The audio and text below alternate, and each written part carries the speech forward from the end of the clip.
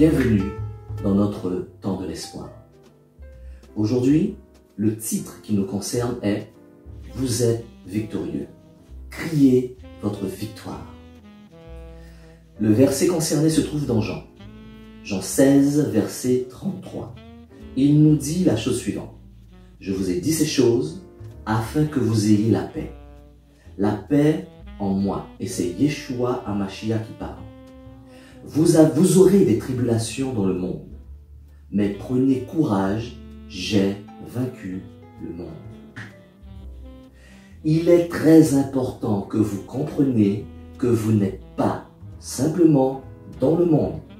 Vous êtes en Yeshua, c'est-à-dire en Christ, dans le monde. Et cela fait toute la différence. Vous êtes en lui. Il a vaincu tous les troubles qui existent dans ce monde.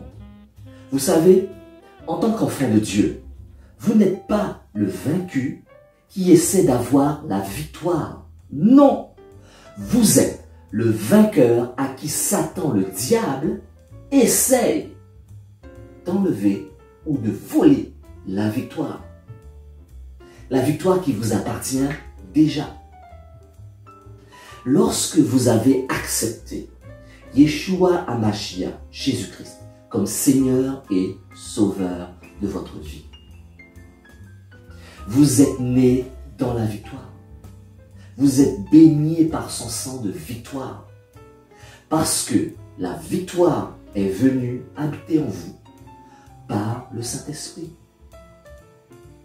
Pensez à cela, c'est très important.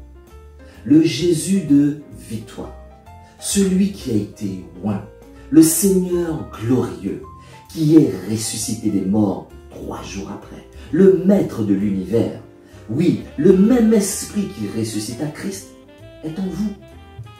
Alors maintenant, réjouissez-vous, ayez la paix parfaite et la confiance totale.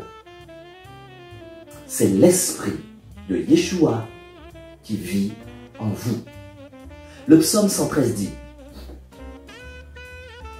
du lever du soleil jusqu'à son couchant, que le nom de l'Éternel soit célébré.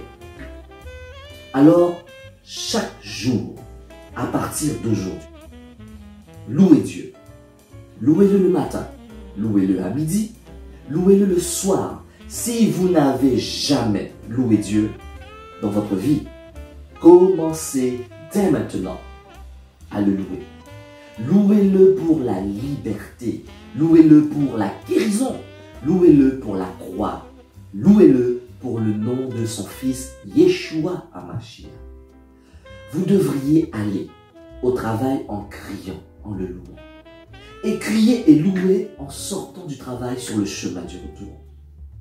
S'il y a quelque chose que le diable, votre ennemi, ne peut pas supporter, c'est votre louange, votre joie, votre victoire. Vous êtes déjà victorieux. Il le sait.